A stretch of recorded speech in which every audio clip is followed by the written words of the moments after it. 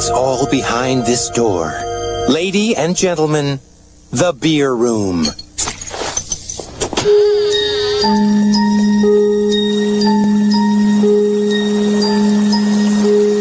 Take a drink and you'll sink to a state of pure inebriation. You'll be tanked like the whole Irish nation. Hey, this is YD from the Ale Evangelist Show, and you're listening to the Podcast 99 Internet Radio Network. Hey, did I tell you guys I got a goat? Well, that is bitter. It's good. That actually is good. It's a strong bitter, like front to back. It is. Lingers a little bit. Feels heavy. I'm getting a lot of caramel. Yes. This was brewed in the style of the early to mid 90s IPAs. It's not bad. Maybe mid to late 90s, I'm thinking, actually, sorry. The bitterness doesn't linger it's not too harsh of a bitterness, I don't think. Mm-hmm. It doesn't seem to linger for very long. It's got a real thick mouthful. It's like a... That's that caramel malt. Yeah. That's what that is. So that was a big deal in the late 90s, early 2000s. They were brewing it with we were brewing IPAs with a lot of caramel malt. Little column A, little column B.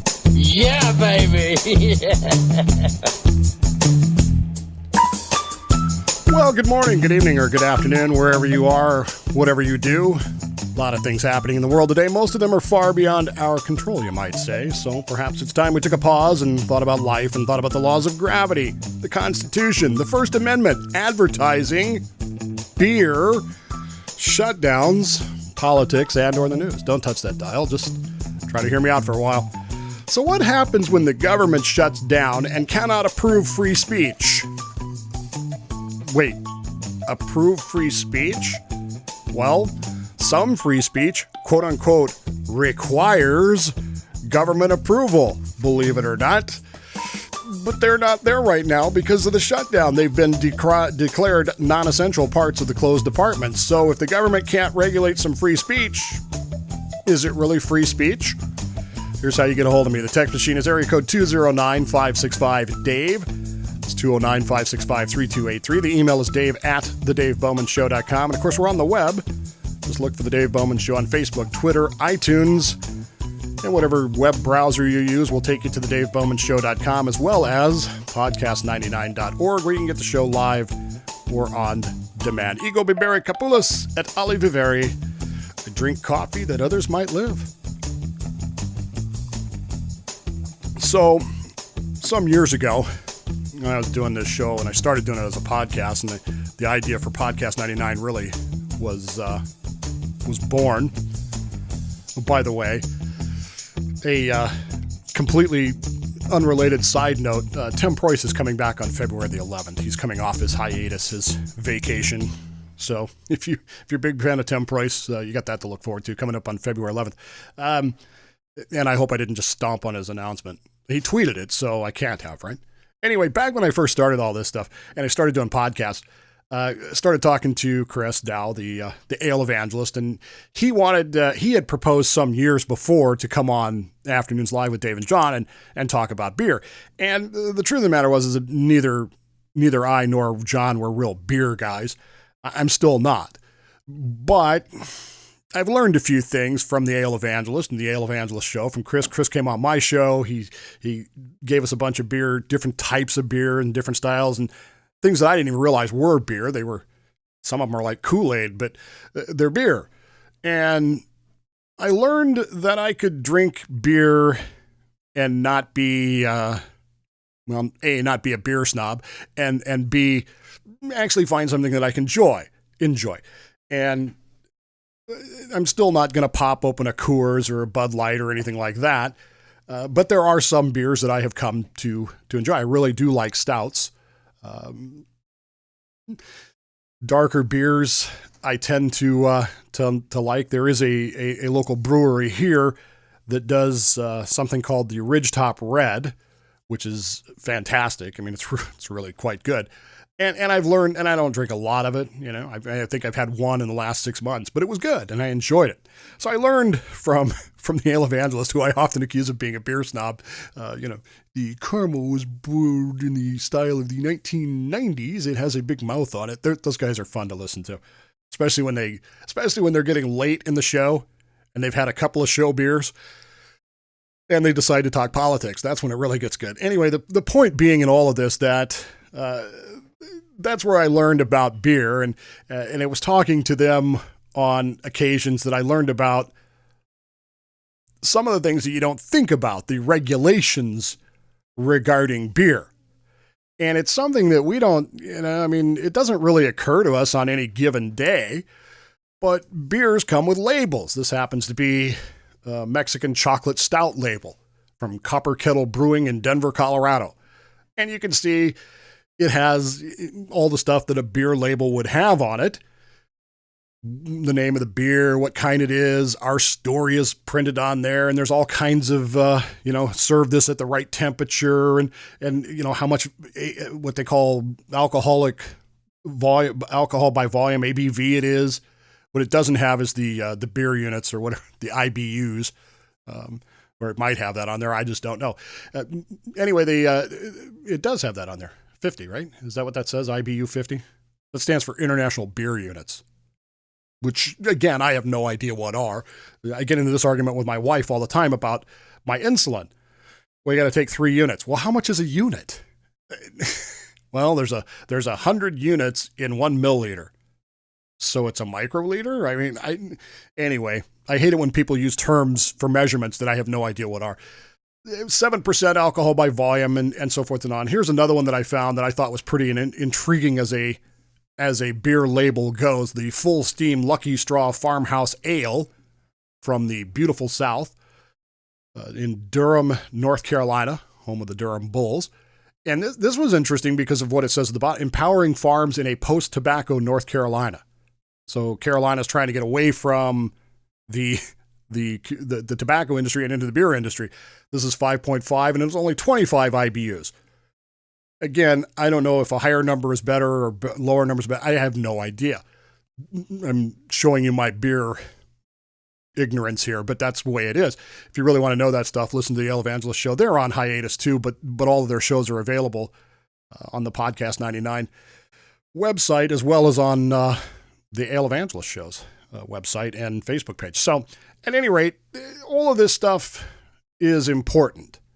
And it's something we don't really think about in terms of what's going on and how that label gets to where it is. And we got to go back in time, as you were, to the First Amendment of the United States Constitution. Congress shall make no law abridging the freedom of speech.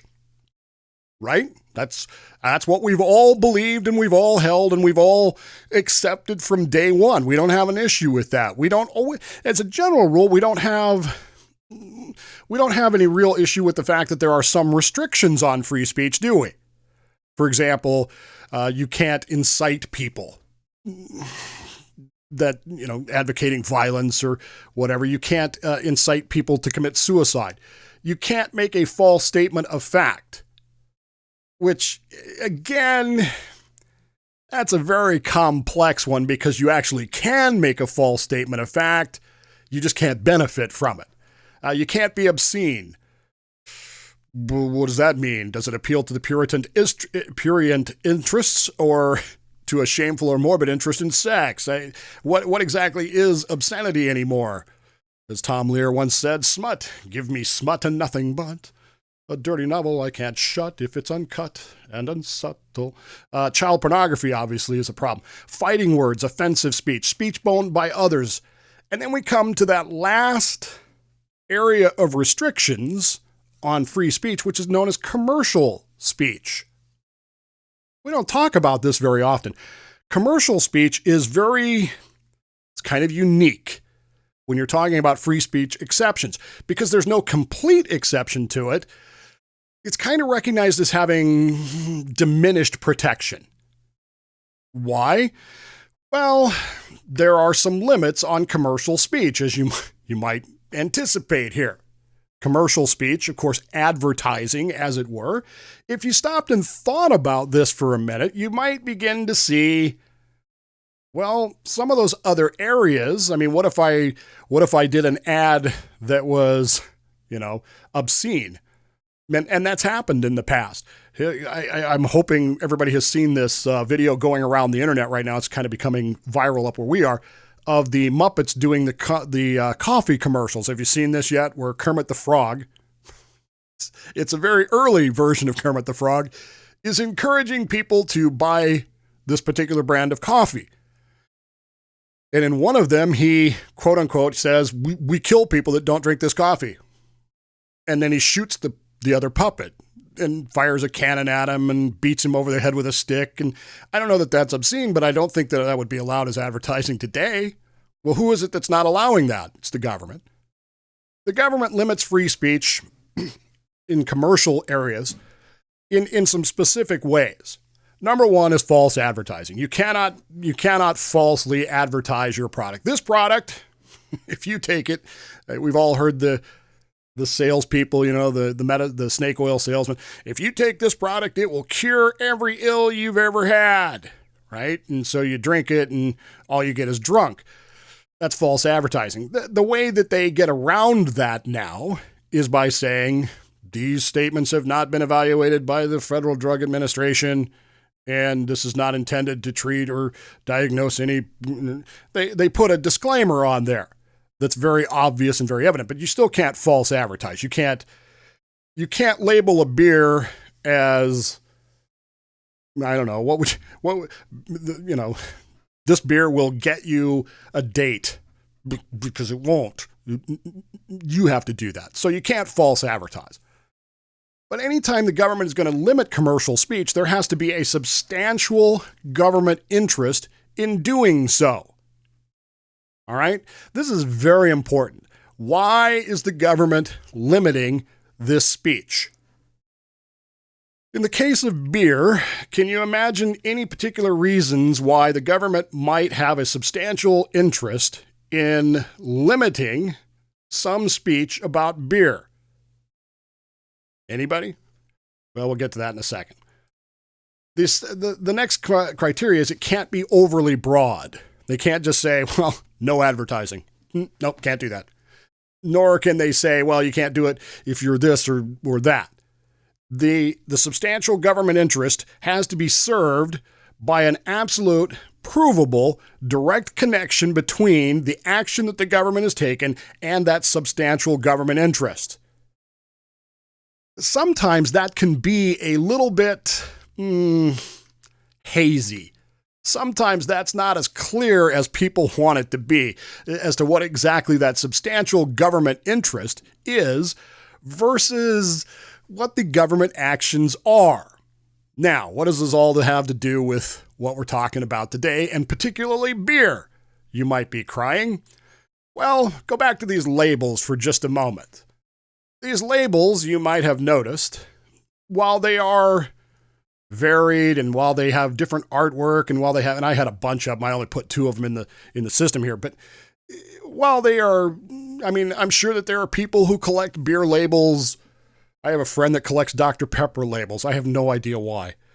I'm sure that there are as many different beer label arts as you can possibly imagine, but it's not the art that matters. It's the content of what's on this label, which the government some years ago, through an organization called, and I'm not making this up, the Alcohol and Tobacco Tax and Trade Bureau, the TTB, decided some years ago that it had the power, Congress decided that it had the power and the jurisdiction to oversee beer labels.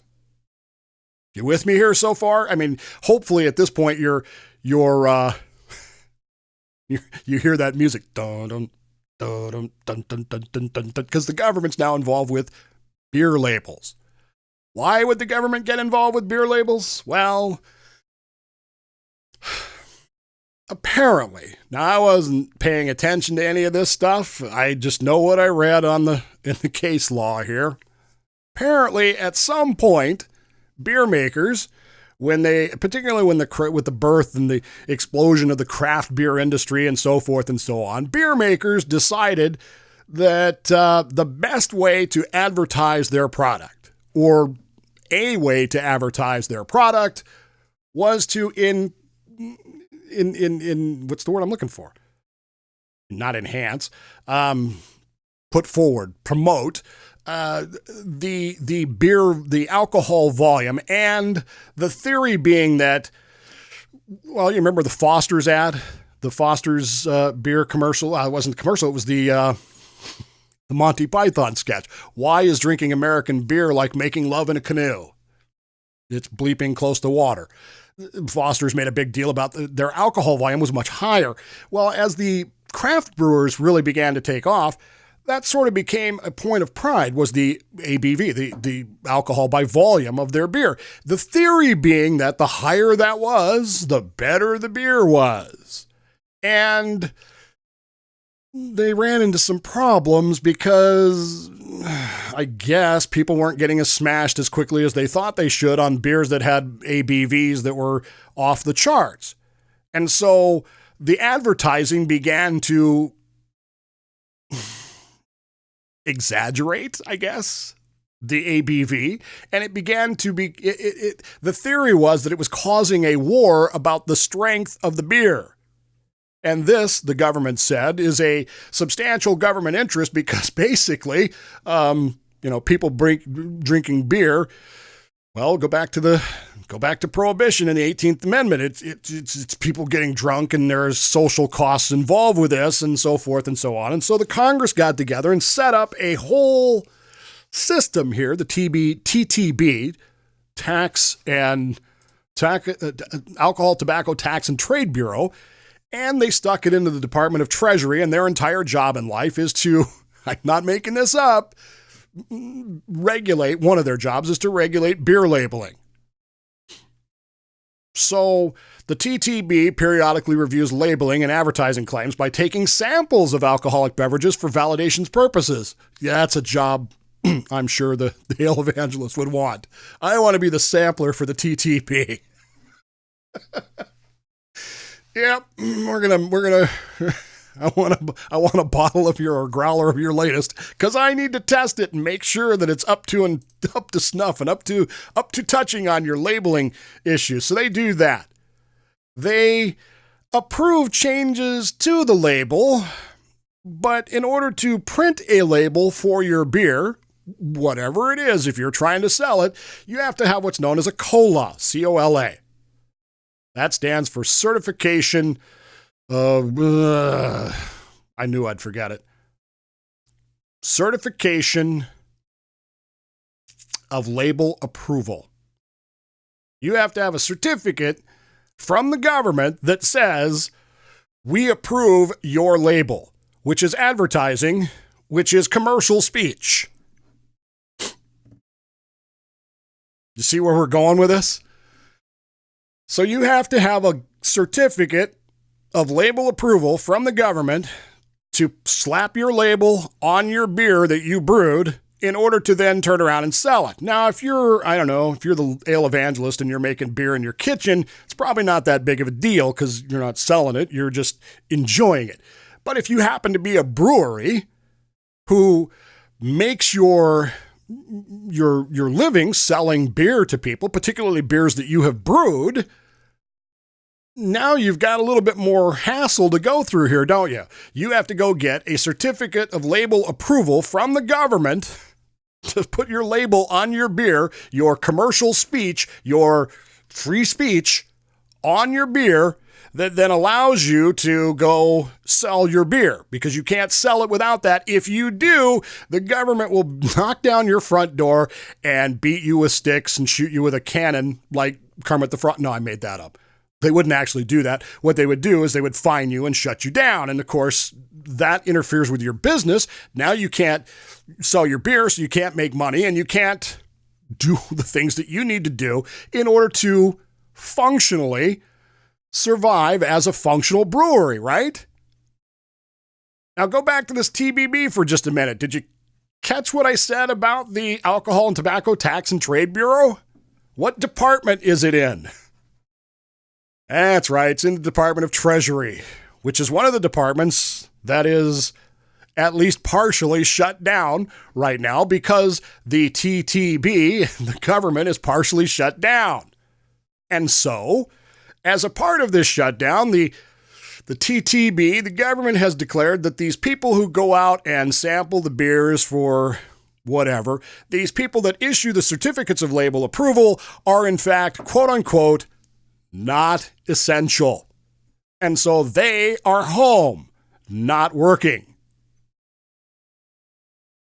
Do you start to see the problem?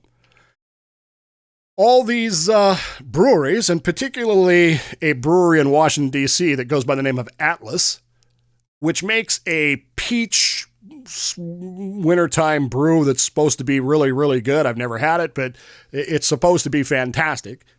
And it is one of their, creations that they are eagerly anticipating being able to ship to bars and to stores around the area so that they can sell this beer at probably $12 a glass and make a lot of money for themselves and bring much joy and happiness to the people that manage to drink this beer, are waiting because they don't have a certificate of label approval, a COLA from the TBB to slap on their kegs and bottles so that they can then sell the beer that they've brewed for the express purpose of commercial activity, making money on which they will pay taxes to the government. They can't do it because the government is shut down. Dun, dun, dun, dun, dun, dun, dun, dun. So the question becomes, if you have free speech and the government can't approve your free speech, do you really have free speech? Does the government shutdown really matter? Look at the effects it's having now. I'm on record. I'm not in favor of shutdowns.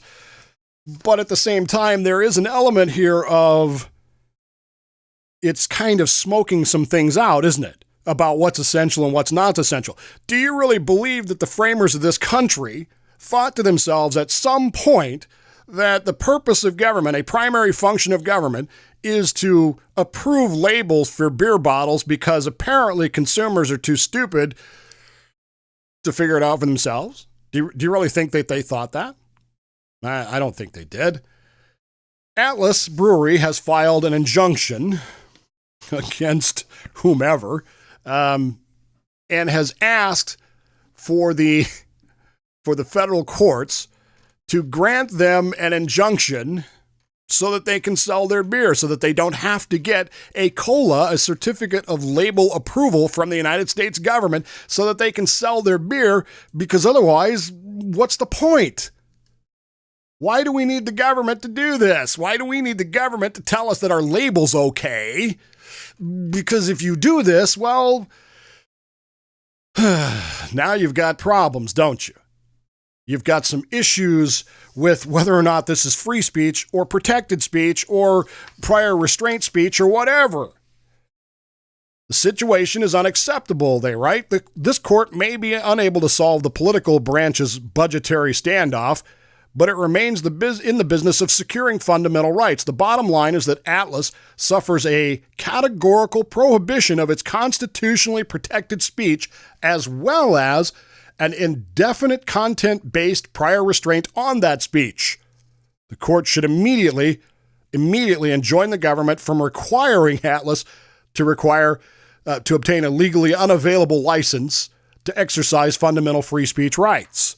Oh, by the way, the government, even though it's shut down, has taken the time to inform Atlas that if they sell this beer without this label, by God, they're going to get them. We're coming after you. One of the best lines in this entire filing is, doubtless many consumers would prefer using Atlas's beer labels than listening to federal budget debates. The two activities might even have a symbiotic relationship.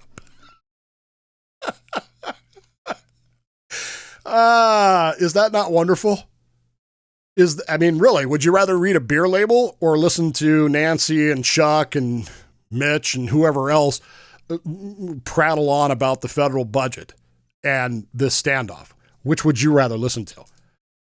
I can only speak for myself. I have never tasted this particular brew from Atlas Brewing in Washington, D.C., but I'm pretty sure I would rather read that label 1,000,000 times than have to listen to any of those people wander on again and again and again about whose fault this is and why this is. And in the meantime, how did we ever reach a point where we have a business, a legitimate business, at a complete and utter standstill with a product that people want to have? And essentially the government is telling them no, because we're closed and you can't get your license to approve your label that goes on your product that people want. How did we ever get to that point? And what do we do at that point? I don't know what the court's going to decide on this. It should come out in the next couple of days because they really need to get this stuff shipped. I mean, it's perishable, I gather. So they need to get it shipped. People are waiting for it. People want to try it. And in the meantime, whoever you blame for the shutdown, and I don't really care who you blame, I really don't. The idea is that we are realizing now that our free speech, our commercial speech, our right to advertising, and as Justice Thomas once said, our right to receive advertising is being paralyzed by a government that has inflicted itself in a way that it never should have done in the first place. And now because it can't function, and now because it can't operate, it's killing our free speech. And that ought to be angering to us. Even when the shutdown's over, we ought to be saying to them, dude, do we really need to have certificate of label approvals from the Trade and Tax Bureau? What do they call that thing? Yeah, Tax and Trade Bureau of the Department of the Treasury. I mean, you sent them home. You said they weren't necessary. Maybe they're not, right? I got to get going. Take the time right now. Tell the people that matter in your life you love them very much. You'd miss them if they weren't there, so don't pass up those opportunities. You don't want to have that regret. Plausibly Live, I'm Dave Bowman, and this is my show, The Dave Bowman Show, on the Podcast 99 Internet Radio Network. We'll be back tomorrow for a Friday episode of Plausibly Live, right here, thedavebowmanshow.com and podcast99.org. See you tomorrow. The Dave Bowman Show is a Slippery Fish Entertainment production for the Podcast 99 Internet Radio Network. For more information or to complain about how the show offended you, the text or voicemail number is 209-565-DAVE. For more information about the show, log on to thedavebowmanshow.com. Hey, I'm going to go do something productive. I'm going to go watch television.